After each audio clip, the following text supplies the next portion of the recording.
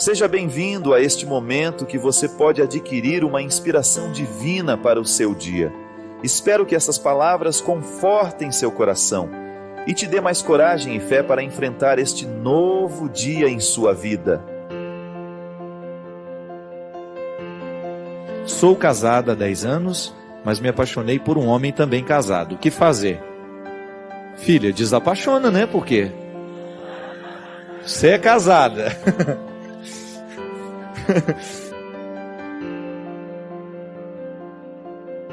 Pelo amor de Deus, sacode essa poeira, porque é aquela velha história. Não acenda fogueiras que você não vai poder apagar. Não é assim? Eu, como padre, gente, eu sempre tenho esse princípio comigo. Como é que eu vou conseguir manter uma vida de padre? Uma castidade, né? Uma vida saudável. A partir do momento em que eu sei direitinho onde é que está a minha fraqueza. Se eu fico alimentando a minha fraqueza, é claro que eu quero ser fraco. Agora, se eu me policio, se eu me protejo, né? Para que eu tenha condições de vencer as dificuldades que são próprias da minha opção, a vida de casada é a mesma coisa. Mulher que não tem um comportamento como de mulher casada, que fica aí toda hora, né? Paquerando como se fosse uma solteirinha, vai correr o risco. Então, vale a velha história. Cuidado para não acender fogueiras que você não vai poder apagar. Ou então abrir porteiras que você não vai poder fechar. Essa história de apaixonamento é uma história complicadíssima. É casada. Com um homem casado, não tem como dar certo, gente. Vão ser 2 lares que vão ser destruídos, que vão ser prejudicados. Então, o sacrifício de agora impede o sofrimento de amanhã. E, gente, uma traição dentro do casamento, ela é tão séria, que primeiro, a pessoa está traindo a si mesma. Né? Toda vez que a gente é infiel, a gente está sendo infiel com a gente também. Aí você está sendo infiel com sua esposa, com seu esposo, você está sendo infiel com os filhos. Aliás, essa é uma dor que a gente não está acostumado a ouvir muito. Uma coisa é você ouvir a mulher contando o sofrimento que ela tem de ter sido traído pelo marido. Agora vai escutar o que é duro, como é difícil para um filho saber que a mãe trai o marido, trai o pai dele. É muito doído, minha gente. Um filho saber que o pai está traindo a mãe, é doído. Eu acompanho algumas histórias, né, de amigos que eu vejo de perto, né, como os filhos sofrem com a infidelidade dos pais. É muito doído. E o problema, sabe o que é? É a escola que você está fazendo. Que a partir do momento que você é infiel no seu casamento, os seus filhos todos sabem, você não se esqueça que você está perdendo a sua autoridade sobre muitos aspectos da vida, sobre os seus filhos. Porque autoridade não é mandar. Não é o fato de ser pai que lhe confere autoridade. Não. Você é pai, você tem autoridade. Mas essa autoridade tem que ser conquistada todos os dias com o seu testemunho. É igual a pessoa que tem um monte de vício, que vai dizer para o filho não ter. Com que autoridade? Só a autoridade da fala, da palavra? Essa não basta. Esta não convence ninguém. Por isso que nós somos. Se você tem uma vida de solteiro, você tem que ter uma vida condizente com a vida de solteiro. Uma vida de casado requer uma outra postura. Não adianta querer viver do mesmo jeito. Precisa tomar os cuidados para de repente você não criar infernos dentro da sua vida, dentro do seu casamento. Complicado. Deixa as fidelidades. Vamos viver uma vida fiel, porque é mais segurança nos dias de hoje. Olha, gente, eu sempre digo, cada vez mais está complicado e difícil de ter filhos no mundo de hoje.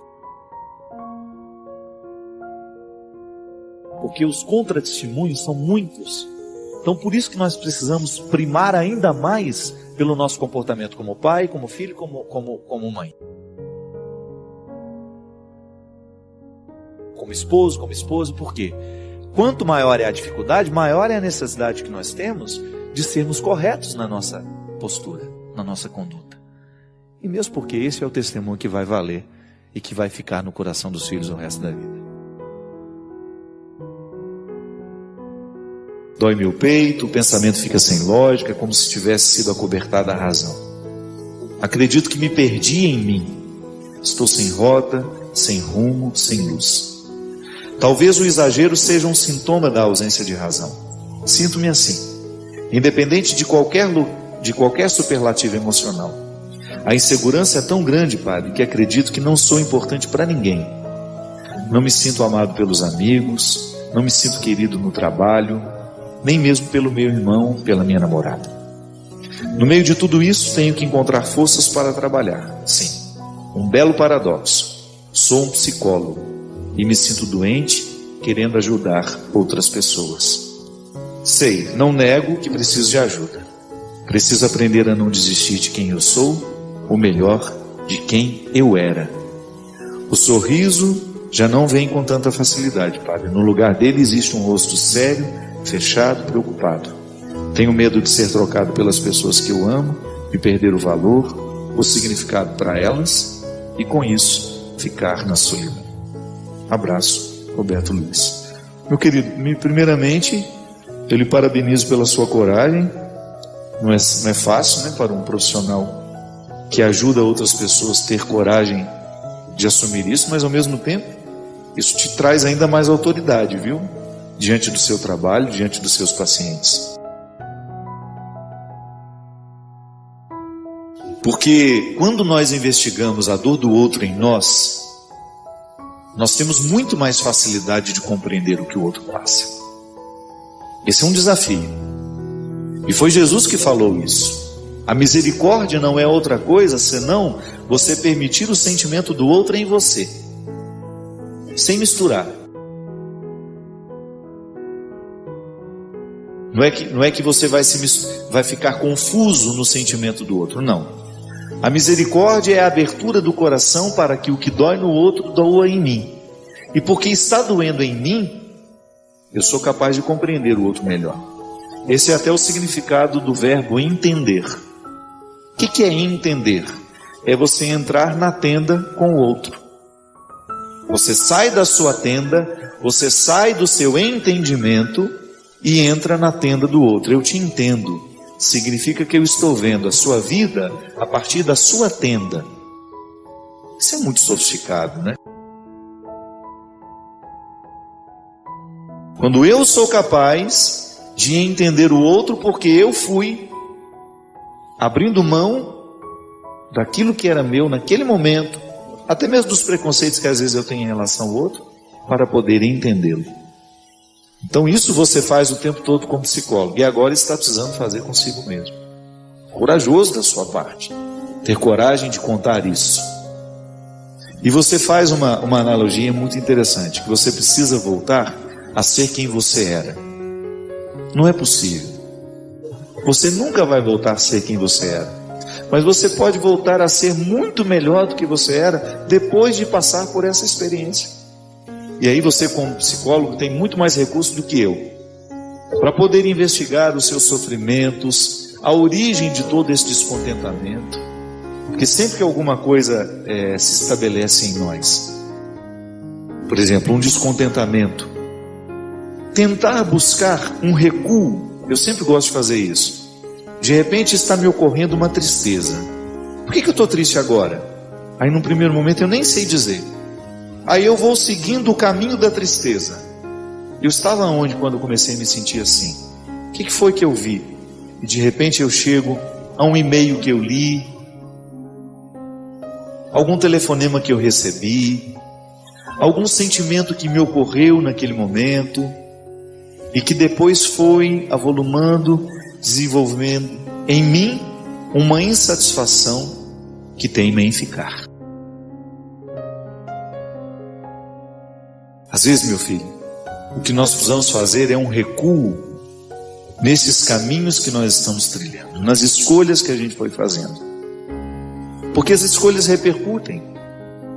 Pode ser que hoje esteja eu sendo vítima de escolhas que eu fiz há 10 anos atrás. A vida não perdoa não, viu? A vida é bonita, ela é generosa, mas ela não perdoa não. Mais cedo ou mais tarde, a fatura das nossas escolhas vai nos chegar. Até o tratamento que a gente dá ao corpo. Mais cedo ou mais tarde, a fatura chega. Chega através de uma enfermidade ou de uma pré-enfermidade. Quantas pessoas acordam para a necessidade de ter uma vida saudável, porque receberam a fatura de uma pré-doença. É assim. Então, muitas vezes, a tristeza de hoje está associada a escolhas que a gente fez no passado e que a gente não corrigiu porque faltava consciência para isso. Então, é tão interessante a gente ter coragem de colocar a pauta na mesa, começar a perceber onde foi que nós estamos errando, onde foi que nós começamos a errar e nos acostumamos com o erro. É assim. Às vezes nós estamos acostumados com o erro, a gente deixou de se acusar, a gente perdeu a capacidade de perceber que nós estamos errados.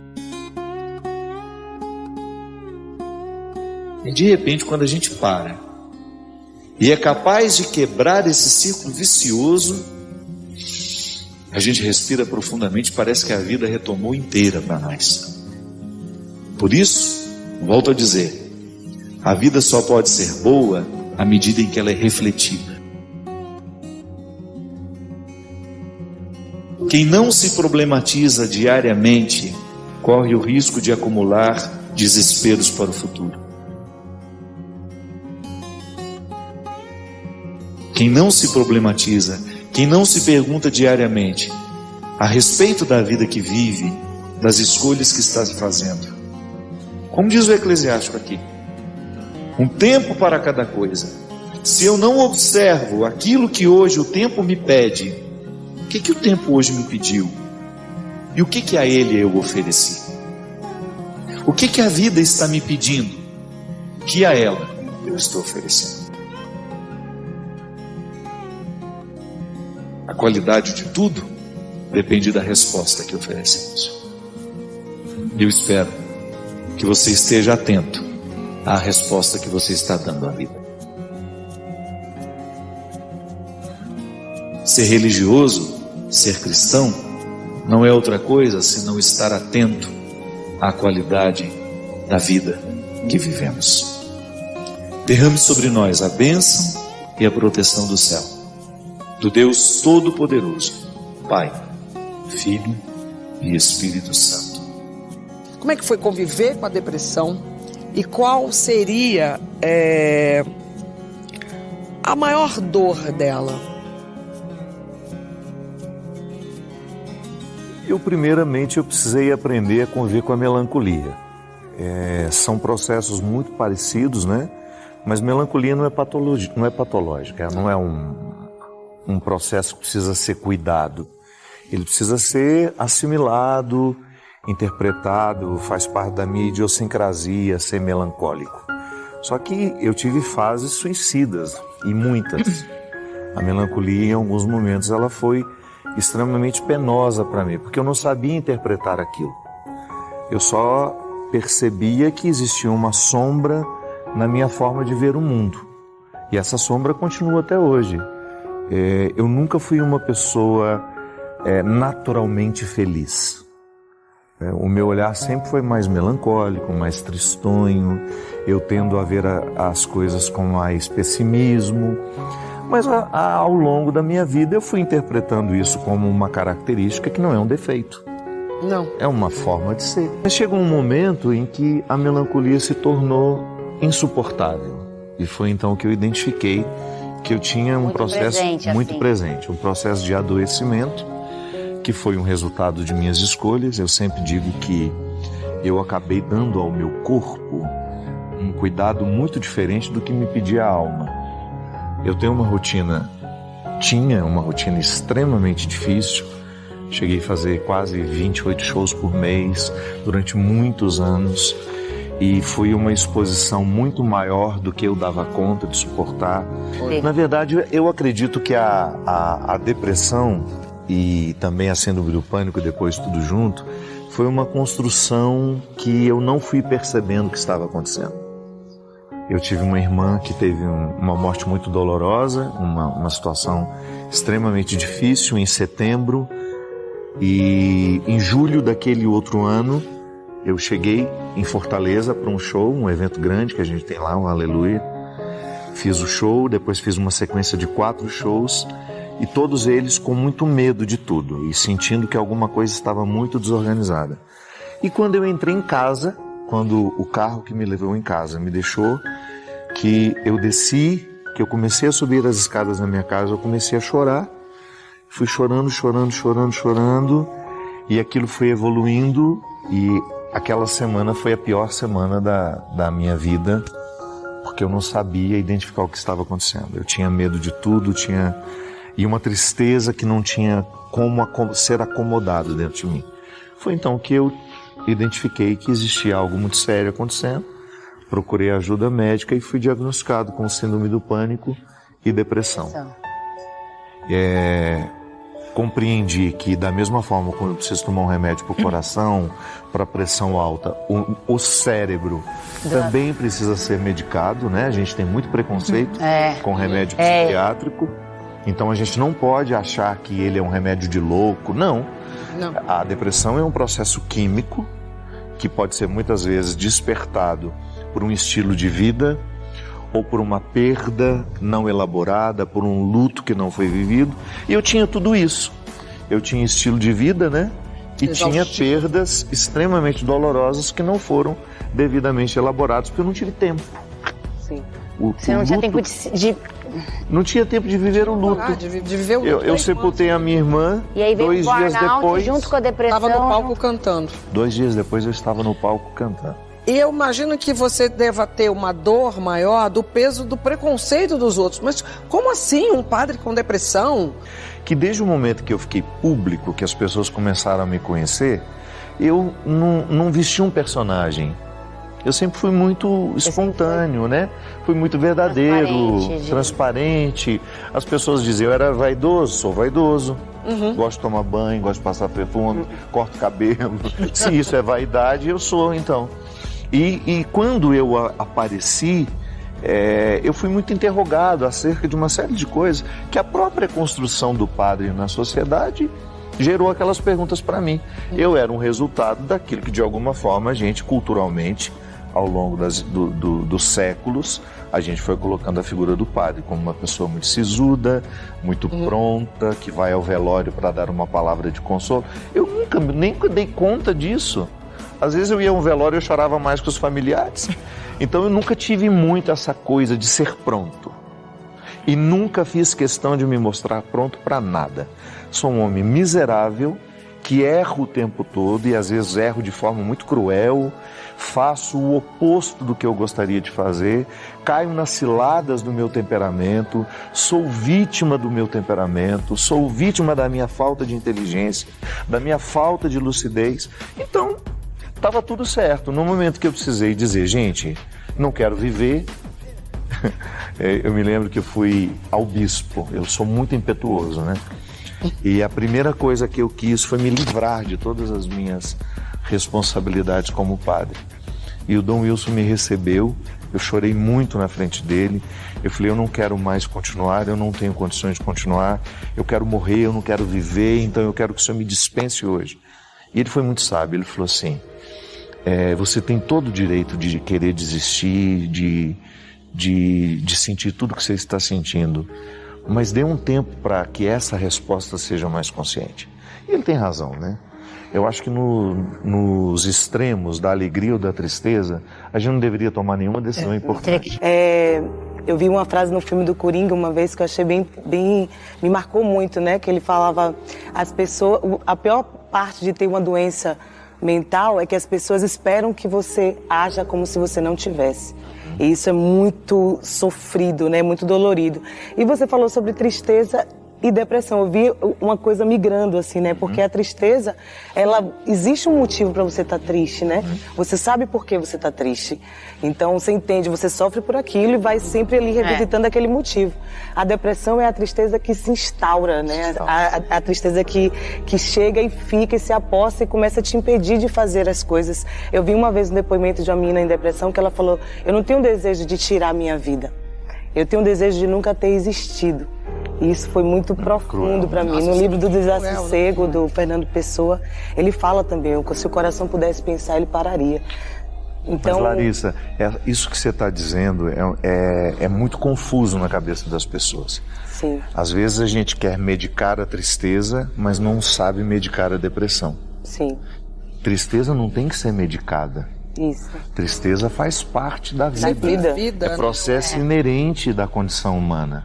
Eu me entristeço, todo dia não, mas de vez em quando eu me entristeço. E eu não preciso tomar um remédio para isso. Exato. Mas quando você percebe que a tristeza, ela se estende, ela não passa, ela já virou quase que uma rotina para você, então está na hora de pedir ajuda. Este aspecto que você salienta é um impeditivo para muitas pessoas reconhecerem que tem depressão.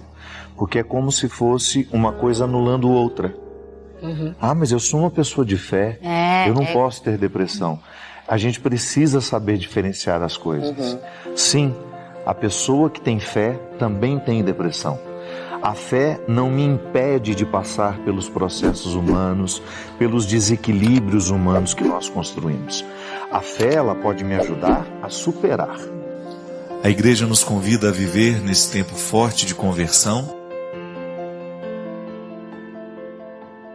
aquilo que é o específico da nossa vida cristã, a nossa união, a nossa conexão a Jesus. Quanto mais Jesus viver em nós, maior será a nossa condição de ser cristão. Esta presença de Deus na história é através de nós. A gente sabe que são os nossos excessos que impedem muitas vezes de nós nos transformarmos em verdadeiros cristãos. São os excessos da vida que fazem parte de nós, né? Há uma mística interessante que é para a gente viver na quaresma, que é a mística do sacrifício, do jejum, da oração. Quando a igreja nos propõe o jejum, a oração, o sacrifício, outra coisa ela não quer senão nos dar a oportunidade de julgar fora um pouco dos nossos excessos. Todo mundo sabe o que é uma viagem com muitas malas, né? Como a gente fica cansado só de carregar tanta bagagem. Às vezes na vida vai acontecendo muito a mesma coisa. Nós vamos ficando pesados à medida em que a gente vai vivendo. Nós vamos ficando com excessos. E de vez em quando, o sacrifício, o jejum, a oração, vai nos sinalizando para aquilo que a gente precisa deixar. O sacrifício por ele mesmo não tem sentido. Ele está sempre em vista de um bem maior.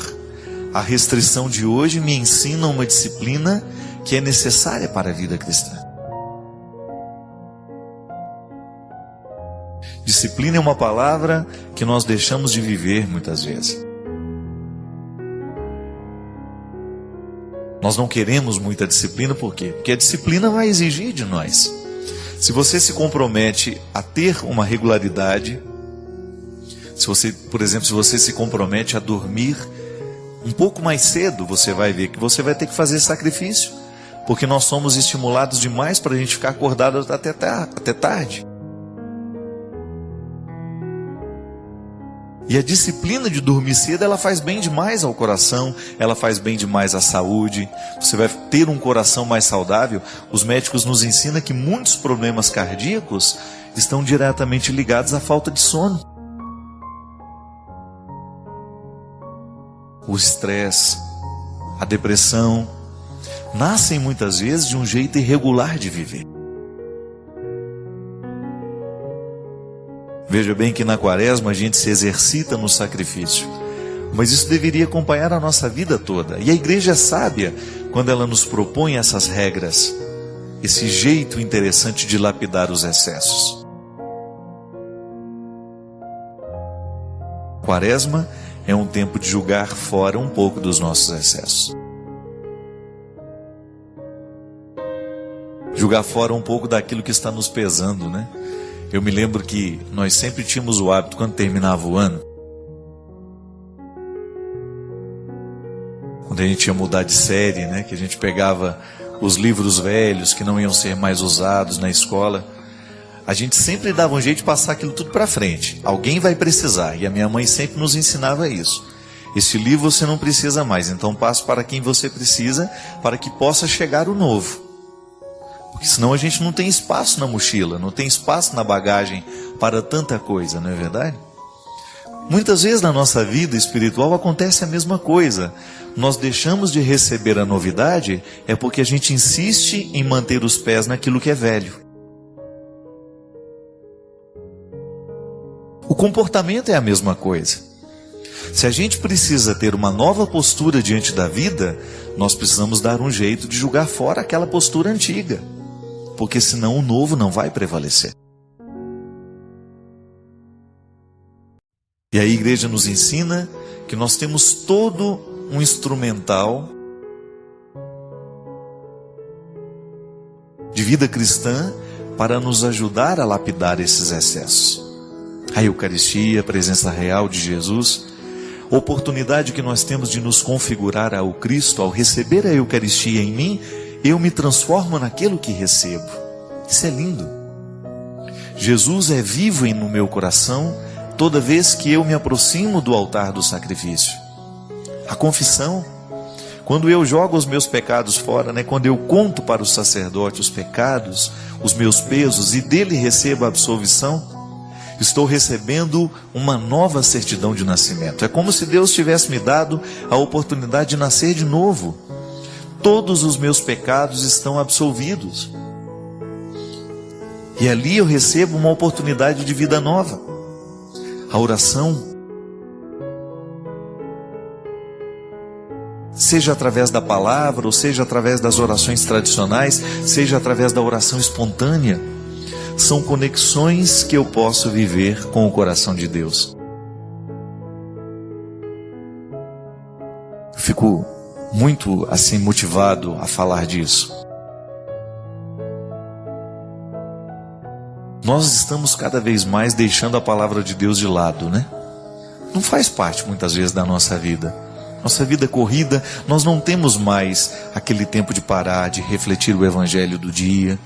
Eu me recordo que no meu início de caminhada, esse era um hábito que eu gostava de ter todos os dias de manhã. Meditar o evangelho do dia. Não significa a meditação da missa, aquele momento da missa. Não, um momento à parte. Geralmente quando a gente vai para a missa, nós já temos que estar no clima do evangelho do dia. Gente, não custa nada. Às vezes 2 minutos são o suficiente para nós fazermos a leitura do evangelho. De manhãzinha, logo quando nós acordamos. Tomar o conhecimento com a palavra que a igreja elegeu para nortear todos os cristãos no mundo inteiro. Ao ler o evangelho do dia, você está em comunhão com toda a igreja do mundo. O mesmo evangelho que está sendo pronunciado aqui, que está sendo proclamado aqui, está sendo proclamado na Europa, na Ásia. Nós estamos em comunhão. E esta palavra de Deus é um referencial para a minha transformação.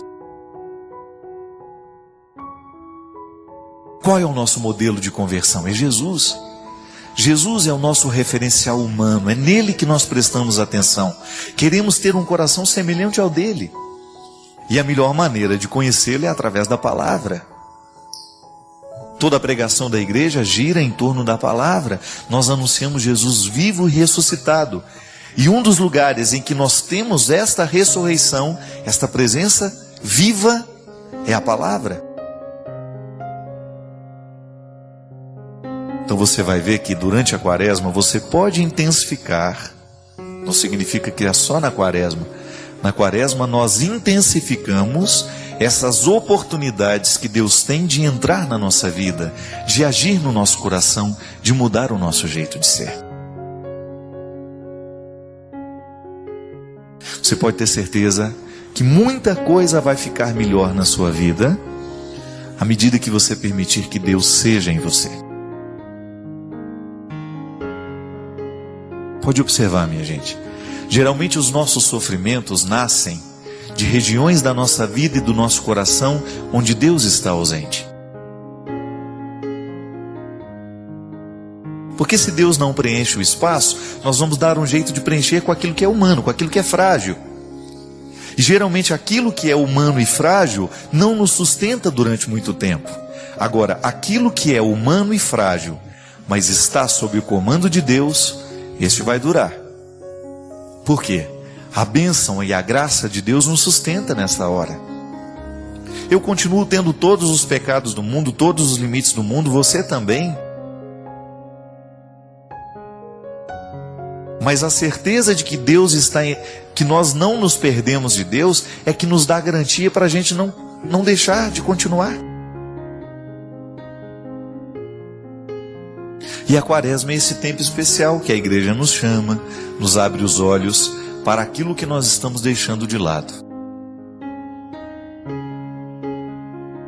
E é sempre bom a gente tomar consciência daquilo que nós estamos esquecendo da nossa vida cristã, para que a gente possa reassumir. Reassumir estes compromissos com Deus é dar a Ele a oportunidade de continuar agindo e trabalhando em nós. Lembrando que o que eu digo a você é para mim também. Eu não estou dando fórmulas prontas, mágicas, não. Tudo aquilo que nós pregamos, tudo aquilo que nós falamos aqui, a partir da vida das pessoas, a partir desta vida partilhada que nós temos aqui no programa de Direção Espiritual, é antes de tudo um exercício que eu também preciso viver. Todos nós estamos neste mesmo barco e precisamos colocar este barco em alto mar, porque é assim que Deus nos quer, navegando para águas cada vez mais profundas. Você sabe que a saúde mental, emocional, psíquica, dê o nome que você quiser, ela depende da nossa reconciliação pessoal. Uma mente harmoniosa é fruto de uma reconciliação diária que a pessoa vive consigo. As neuroses, elas são expressões justamente dessa falta de harmonia. O viver reconciliado consigo é fundamental para a gente ser saudável emocionalmente. E a gente percebe isso. Vai conviver e você vai descobrir que quanto mais harmonia existir ali naquela pessoa, quando eu falo harmonia, eu estou me referindo à capacidade que aquela pessoa teve de reconciliar-se consigo, de perdoar-se, de virar a página quando precisou, de sepultar os seus mortos, de acolher as suas perdas. Aquela pessoa que está fazendo uma experiência de não guardar o que não valeu a pena. Uma saúde espiritual, emocional, psíquica. Fruto das inúmeras reconciliações que a gente precisa viver ao longo da vida. Quantas vezes você precisa se perdoar ao longo do dia? Não sei. Mas não perca a oportunidade de se perdoar. Porque isso é cristianismo.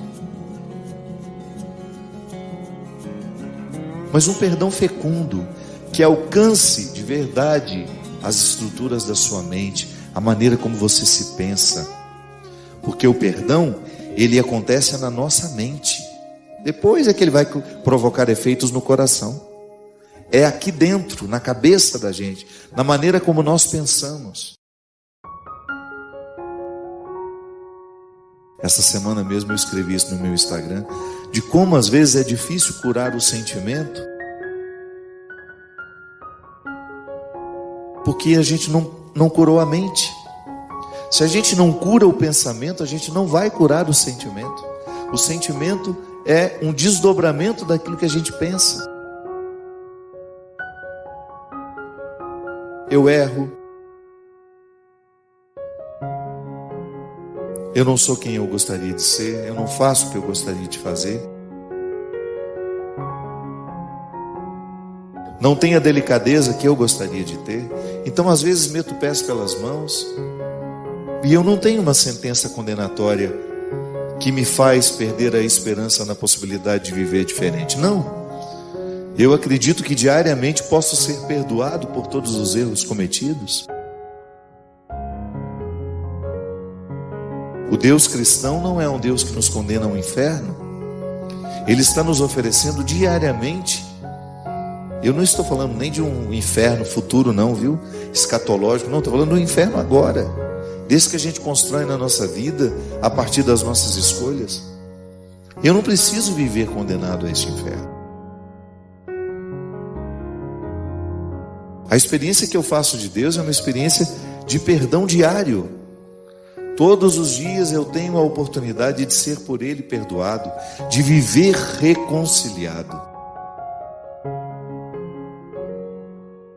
Viver a dinâmica da misericórdia é viver diariamente a autorreconciliação, que depois me devolve mais saudável para os outros.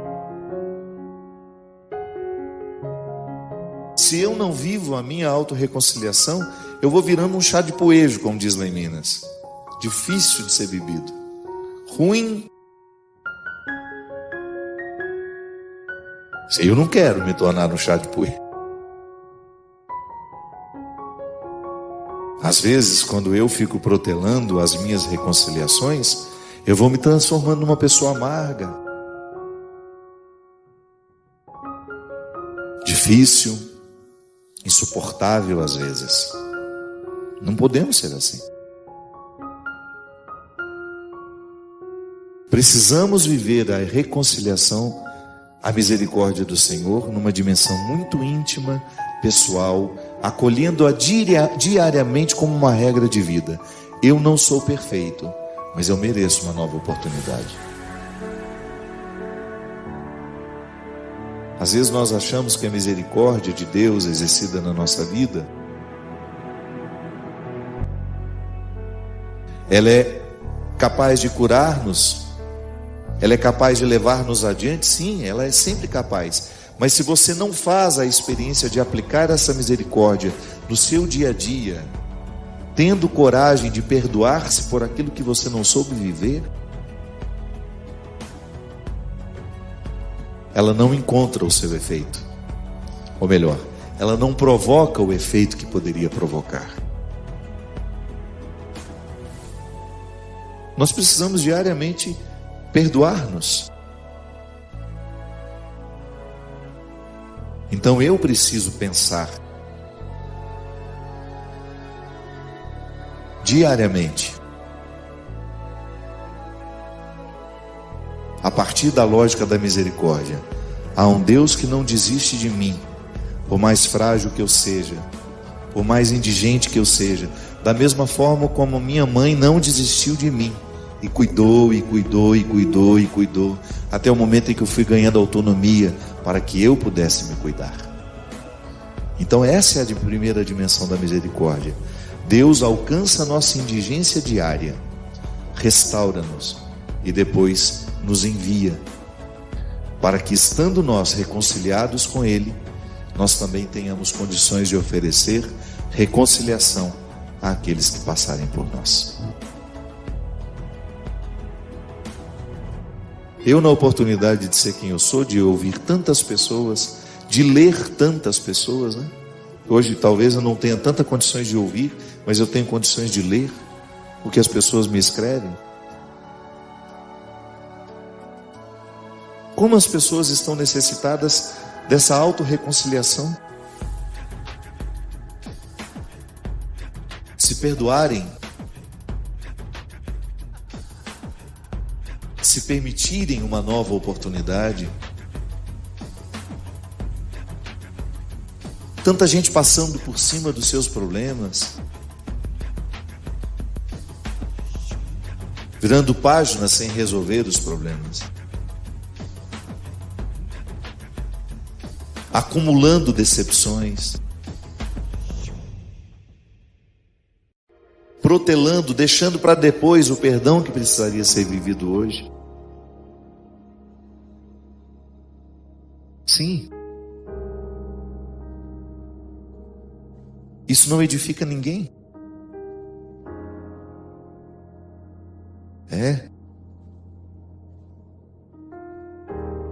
Nós precisamos ser beneficiados com aquilo que a gente acredita. E o ser beneficiado com aquilo que acredita é quando você percebe que você está se tornando uma pessoa muito melhor por aquilo que você acredita. Uma pessoa mais justa, mais verdadeira, mais solidária, mais misericordiosa. É interessante, minha gente, porque a dinâmica do amor é que nos amadurece.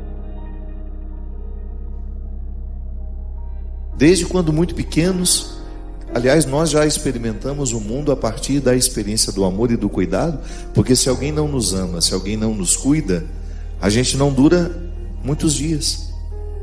Nós somos absolutamente necessitados do amor e do cuidado de alguém, que faz parte da indigência humana. Nós nascemos imperfeitos demais. Nós não somos capazes de buscar o nosso próprio alimento. Não somos capazes de buscar a água da nossa sede, o cobertor para aquecer-nos do frio. Tudo, em tudo, nós dependemos de alguém.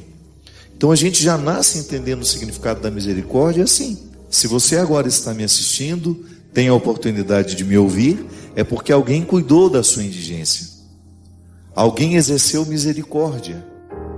Porque a misericórdia é justamente essa aproximação existencial entre as pessoas. Quando um coração sente com o outro. Então o amor misericordioso da minha mãe me tornou possível.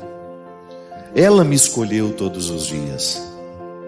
Enquanto eu não tinha condições de lutar pela minha vida, ela lutou por mim.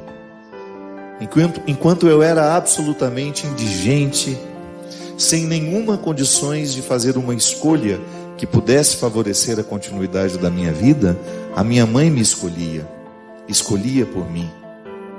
Ela escolheu cuidar da minha indigência. O meu coração é capaz de experimentar a sua miséria, então eu sou misericordioso com você. Da mesma forma como você também pode sentir com o meu coração a miséria que não é sua, mas com a qual você se identifica naquela hora. Misericórdia, o princípio de compaixão também, quando nós sentimos a paixão do outro. Tudo isso é tão significativo na vida humana. E nós aprendemos que Deus é essa misericórdia. E naturalmente somos convidados a pensar na história que nós vivemos, naquilo que humanamente nós podemos experimentar, dessa misericórdia que nos foi oferecida.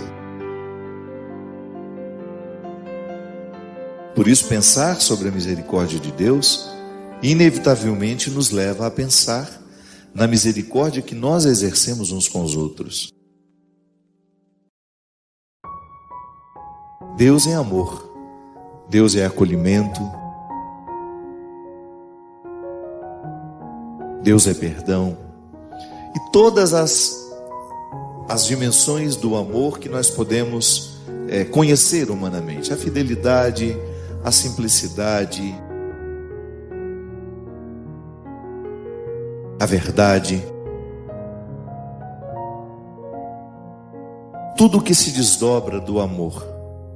E olha que nós experimentamos o amor machucado, né?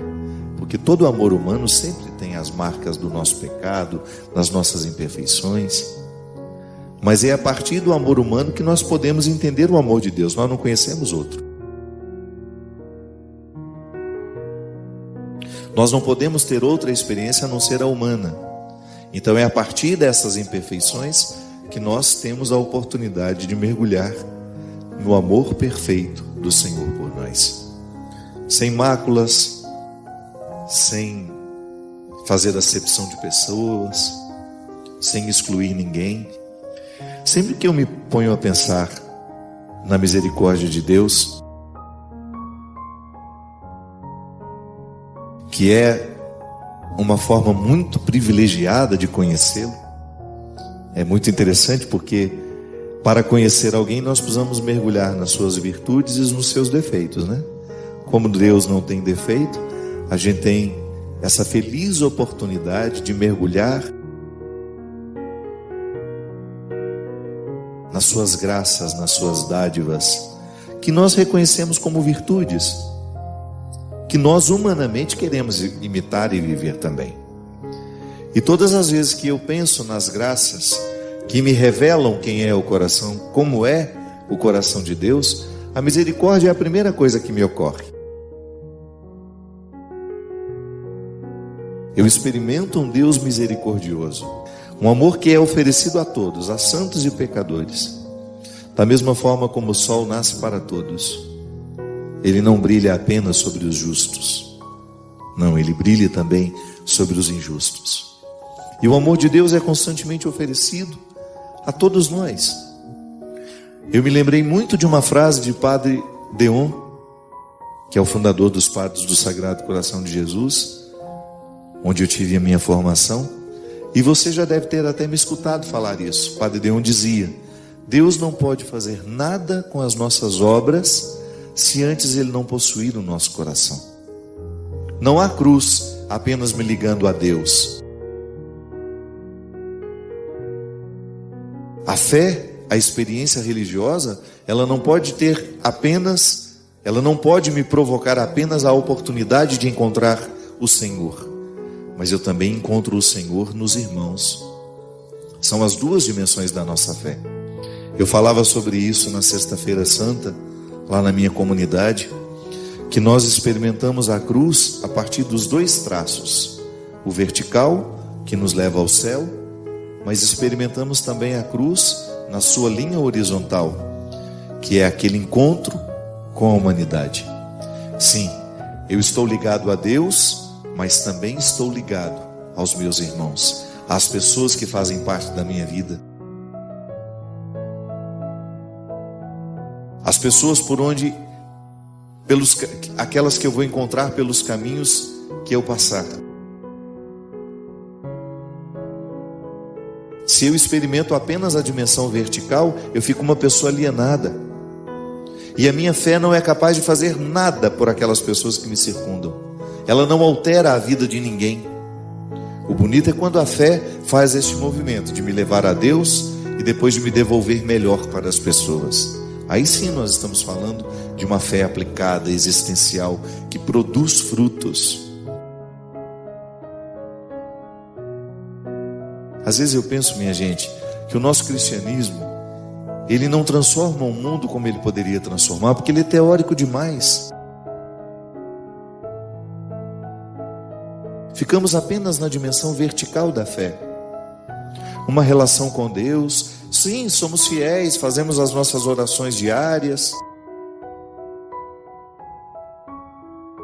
levamos a nossa cruz no pescoço, os nossos símbolos religiosos, nos identificando, mas nem sempre a nossa atitude, o nosso dia a dia é marcado por essa fé que nós dizemos professar. E a gente sabe que quando nós não somos capazes de colocar em prática aquilo que nós estamos vivendo teoricamente, gera dentro de nós uma frustração. E nem é o outro que vai nos acusar disso, não. Mas é você mesmo que vai identificar que não há um resultado satisfatório daquilo que você diz crer. É verdade. Tudo aquilo que eu faço,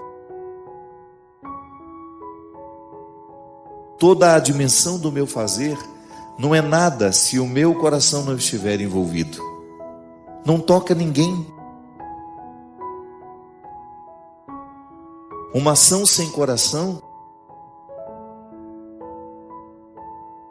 é uma ação sem alma. Então a experiência que eu faço de conhecer esse Deus misericordioso, a dimensão vértice da minha fé, ela me devolve ao mundo. Então experimentou a minha misericórdia, então agora leve por onde você vai. Por onde você for, fale desse amor de maneira concreta às pessoas. Aqui, cada reflexão é um convite para fortalecermos nossa fé e conexão com o divino. Inscreva-se agora no nosso canal e nos comentários compartilhe como essas palavras ressoam em sua jornada espiritual. Unidos na fé, construímos uma comunidade que se eleva juntos.